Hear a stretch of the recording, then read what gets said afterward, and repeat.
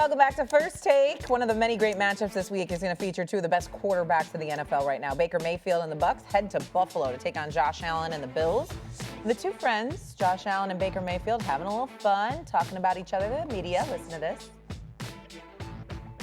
I have to walkie-talkie to him because he's so damn tall, so I can't really have a face-to-face conversation with him. But, you know, in Buffalo, it's cold, it's rainy. Even though he's 6'10", his hands are small, so he better wear his gloves. Baker Mayfield was asked about it. So Oh, no. he needs a walkie-talkie to talk to you because you're 6'10". You said you have small hands, so you need gloves still in this weather. That's crazy. What's the relationship like with Baker? Baker wears 2 gloves golfing, so he's that type of guy. You never want to be a 2-glove guy. 2-glove guy, yeah. I can imagine that end What's of the it's the grip. difference? 2-glove. If you are playing golf and you're wearing 2 gloves outside of Tommy Gainey, who used to do it years ago, you can't play. Yeah. You ain't got game. I'm a It 2-glove affects the grip, guy. right? Then. Affects the grip. I'm a 2-glove guy. You can't do that. You can't play. Baker Mayfield, Josh Allen, two very good quarterbacks, two players that have their teams playing good football. Who are we higher on right now, Josh Allen or Baker Mayfield? Ryan, you're up first, buddy. I'm up first. I'll start with the quarterback. I want to start with the quarterback because I know he hates it. All right. Go ahead, You Dan. were supposed to go first on this Pick a one. team. Go ahead. Pick a guy. You don't watch film, Dad. You hate Josh Allen. I'm going to say right now Baker Mayfield, okay? Now, part of this is who we're comparing them to. We're comparing Baker Mayfield to the Baker Mayfield that was the castaway, that, you know, no good in Cleveland, you stink in Carolina, you had to have an opportunity in LA, you stunk in LA, like you had Baker Mayfield. And so anytime Baker Mayfield plays good, it's like we're comparing him to against a disappointment of the past in people's eyes, not me, in people's eyes, okay? And then we're comparing Josh Allen against, well, Josh Allen. Josh Allen is the great quarterback in the NFL. He's better than Patrick Mahomes, but he can't beat Patrick Mahomes. And we're comparing Josh Allen to the guy who won MVP last year and did things at a historical rate. Josh has not played good this year outside of a moment here or there. I've been adamant about that. I think Josh is playing frustrated. I think Josh is playing at a point where he just doesn't have a ton of help around him because of some of the injuries and disappointments with some of the younger players. Baker's at moments carried this offense. Baker has played at an MVP level, certainly the start of this season's first 6 or 7 games without Mike Evans and without Chris Godwin and with the rookie Ibuka, who's played absolutely sensational, a revolving door at offensive line. And so I would sit here and tell you, I think Baker's played better than Josh. I think Baker's played at a higher clip with basically the same amount of support around him given the injuries. I love both players. People know that. But right now, just the way that he's playing, I'd go Baker. I can't believe you tried to do that.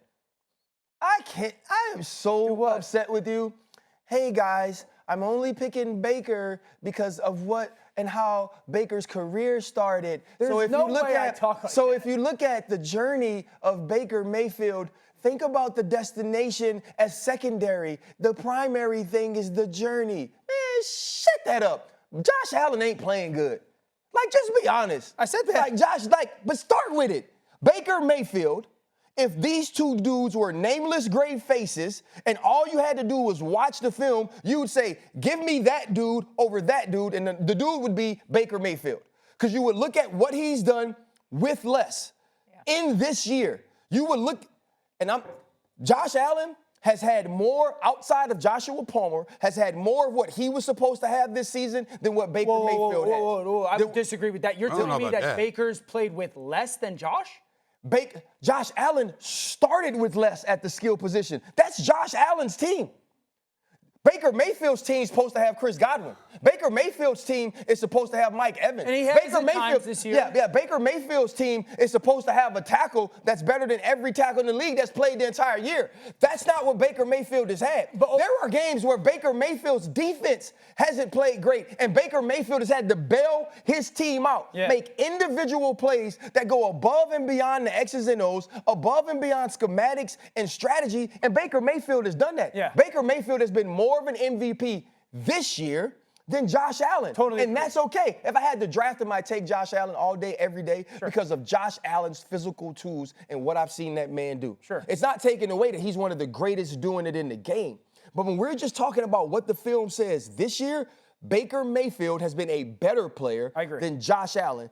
I don't disagree. I came across as disagreeing because when I heard the question presented to me, I'm thinking moving forward, what are you looking forward to?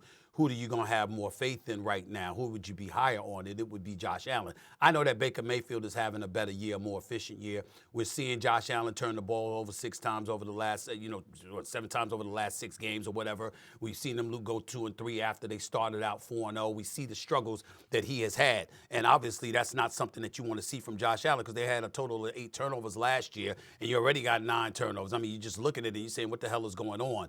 But Baker Mayfield is definitely having the better season. There's no doubt about that. Here's my thinking, though. I got to ask y'all this question because there's really no disagreement here, but I'm really interested in throwing this at y'all. They said before the trading deadline, because we all know that Josh Allen needs some help. We all know the reason that he's getting in trouble because he's resorted back to hero ball because you got cats that that ain't getting it done. He needed an additional pass catcher. They needed a few things in Buffalo, but he definitely needed that. They tried to grab Jalen Waddle. Miami reportedly demanded a first-round pick in 2026, and the Buffalo Bills didn't want to do that. They were willing to give up a first-round pick in 2027, then 2026. Are we going to harken back to Buffalo regretting not making that move, y'all? Should they have been willing to surrender a first-round pick for 2026 as opposed to insisting they're waiting until 2027? What the hell is the difference? Yeah. That's what I'm asking. It's going to be the 26th pick every year. Yeah. If that's accurate, I don't know if that is. And maybe it's a numbers thing because they don't have a ton of cap space in Buffalo. If that's real, I would be wildly disappointed because I would, if I was Buffalo, you want my first-round pick for 2026? Have it. Agreed. For Jalen Waddle? Agreed. Have it. But Stephen A., I think my answer is yes. Now, here's the problem with where Buffalo is right now, Stephen A. The offensive pass game, because the offensive people aren't that different than last year. This offense was a juggernaut last year. The real difference is Matt Collins. Now, Matt, really good player, thriving in New England. In the run game. He mauls people in the run game. Game. And so that's really the only difference, at least as far as the starting point. Kincaid's been hurt. They run their pass game through Dalton Kincaid. He opens everything else up. I think he's one of the best tight ends in football this year. And so then the butterfly effect is, well, no Kincaid. And then Shakir's not having the yards after catch impact as he had last year. And then Palmer, who they signed off free agency, hasn't been healthy. And so, they have no ability to be vertically threatening down the field. Yeah. That's where I would disagree with you. Baker's done less. Mike Evans, obviously, the injuries, but he's been there at some. And some. Ibuka would be the runaway star of the Bills' offense at the perimeter position right now. And so having that player would be a significantly different thing. I think the question is, who do we think is going to play better down the stretch? Who do we? And that's what I was saying. And that's where my answer would be Allen. I would say Allen. I think that as the season progresses, we'll see Allen. Now, obviously, Evans is out, Godwin, that kind of cat. You got all your weapons. It might be a different animal. But I have more faith in Allen down the stretch than Baker Mayfield. And that's based on the history of Josh Allen and what Josh Allen has done in extremely important moments. But when you watch the film now, it's the most Josh Allen. It's unlike Josh Allen in a way that we hadn't seen, to me, in the last 2 or 3 years. Stephen A. is right. The hero ball term is we've used that in the past with Josh Allen incorrectly. That's the correct way to describe it right now. Yeah, we have. I'm sure all of us have a little bit of recency bias considering what they did against Miami. Josh Allen didn't look like himself, although that is a divisional game. Weird things happen. Back to the NFL here on First Take. The Chiefs coming off their bye, jumping right into a showdown with a division rival, one that's at the top of the Division II in the Broncos. Kansas City has been up and down all season long. If the playoffs started today, they'd be on the outside looking in. In fact, they need a win in Denver just to stay above 500. Here's Patrick Mahomes on the importance of this game. They're first in the division, and they have a couple games on us. And so it's huge for the division, and that's always our first goal is win the division. And so it's a really good football team. There's no way around it. And so we have to go out there and play our best football, and I don't think we've done that yet. So after this bye, let's go out there, put a great week of practice together, and find a way to win in a hostile environment against a great football team.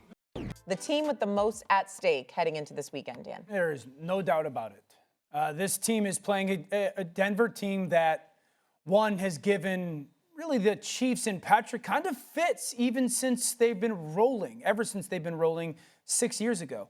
The thing that stands out offensively for Kansas City is the plus plays, the above the X's and O plays that Patrick has made this year. No quarterback in the NFL this year has created more holding on to the football, explosive plays than Patrick Mahomes. It's the one thing you don't want to do against the Broncos defense, okay? Broncos defense leads the NFL in sacks. So on the field, it's at stake. I think the reality is this, sitting at 5-4, the last time the Chiefs were 5-5 was 2015. It has been a decade since this team had gotten into this point in November and been 500, been an average football team. They still have to obviously play this weekend. They lose this weekend. Guess who they play next weekend? Number one team in the conference, and the Indianapolis Colts. And then they would still have to play, look at the schedule. They would have to play Houston, and I don't care what anybody says, Houston's defense will give them a chance every single week. It's the best defense in football. They still got to play the Chargers. They lost to week 1. They would still have to play the Broncos if they lose to them. So the reality is, if they lose this weekend, it's not hyperbolic. It's not a strong take. It's not trying to be the first person on TV to say it. Yeah, the playoffs become just numerically a giant question mark. Now, to me, it's the loss. It's not the loss. To me, it's the Detroit Lions. And here's why I say this about Detroit. I feel like the playoffs have to go through Detroit. In my opinion, Seattle and Los Angeles right now are the two hottest teams in football. Yeah. And that game could very well be for the number 1 seed. Nobody wants to go to damn Seattle when the playoffs start. Yeah. You have the Packers still on this schedule again. If you're the Lions, you have to play the Vikings again and the Bears to finish the season. And you also have the Rams in 3 weeks, right? This is a schedule that's extremely difficult if you're the Detroit Lions. You lost to the Chiefs. You lost to the Packers. You lost to the Minnesota Vikings, and the Minnesota Vikings beat you at home. This is an opportunity against the team right now who, along with the Rams and along with Seattle, are atop the NFC to get a huge win, because I believe they can't win a Super Bowl if they have to go on the road. Really? I believe it's going to be extremely difficult for the Detroit Lions. Jared Goff in that stadium in Seattle, right, with the 12s, I feel you got to go win this game. You have to finish strong, and if they don't get the number 1 seed, I will not pick them to win a Super Bowl. I haven't seen the consistency you need. And Dan is now taking over offensively. Yeah. I don't feel great about who they are offensively week after week, and winning this game is paramount for this team, especially in a division that has now gotten increasingly tougher with the way the other 3 teams are playing. I'm not going to knock you from the standpoint of it being pivotal and important that they win this game, but it's not more important than the Kansas City Chiefs. Kansas City Chiefs are already 2 games out of the lead in the AFC West. They lose to the Broncos, it's pretty much a wrap. They got to win this game. I mean, we're looking at the Kansas City squad right now. What's your record? You're 5-4. You're in danger of falling to 500. That's not good. You got a situation right now where you look at the Chiefs right now in terms of the most at stake in Week 11. If they lose this game, you actually literally like to take them out of the mix for the AFC West crown. And that's where I'm looking at it. I'm looking at it from that standpoint. It's simple and plain to me. What's the problem? What are you doing? Why do we do a rundown? Why do they send you the email so you can send your answers in? So I'm going to ask this question, and it's just me. This is just me, because I'm your dog. Did Dan, when he went first, did he convince you that the Chiefs were the answer? And so now you just change your answer completely for the show? He doesn't hear you louder if you've talked. Is that what you did? I don't recall changing my answer, to be honest. It says the Rams. It says the Rams. That might be a typo on their part. There's no way, because you said that might be 6 times. I don't know what you're talking about. Wow. I don't know what you're talking about. I mean, there's plausible deniability here. I don't know what you're talking about. I said what I'm saying. Well, you let Dan convince you. Dan's argument for the Chiefs was so good that you changed your argument. Well, let me say this to you. Wild. Maybe your answers are fluid. I would say this to you. I would say, well, it is fluid, but not in this particular instance. I would say, listen, just like Dan could change my mind, you could change my mind, RC, so you're not giving yourself enough credit. In this particular situation, neither one of y'all did. Kansas City got to win this game. Steven. Okay, so you say Chiefs, Stephen A says Chiefs.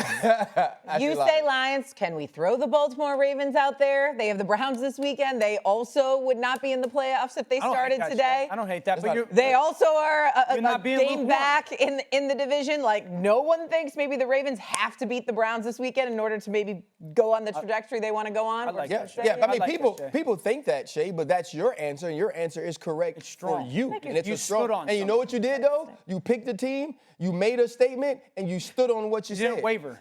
I'm not even 2 weeks in. I see how this all goes, you know?